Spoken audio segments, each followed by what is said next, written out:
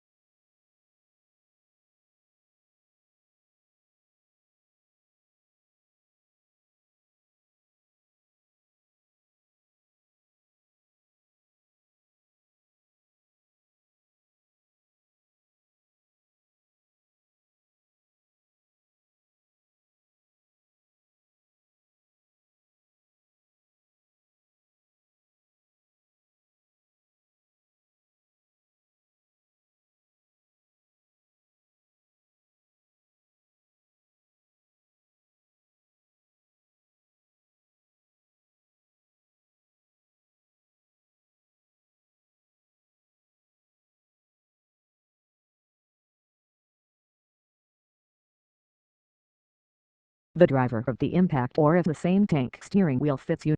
Otherwise use a socket wrench. The person removing the two screws. So first disconnect the battery to hide the negative terminal. That's good because you do it because you don't activate the airbag light, because you'll have to take off the airbag to remove the steering wheel. So I'm done with it. Get into the back spring, and the second retaining screw is the next on the side. It's okay, so when you remove the screws or loosen, just pull out the airbag. Then you will see that there are wires attached to it. You must be careful not to exert too much voltage on it. There are two wires that you need to detach both.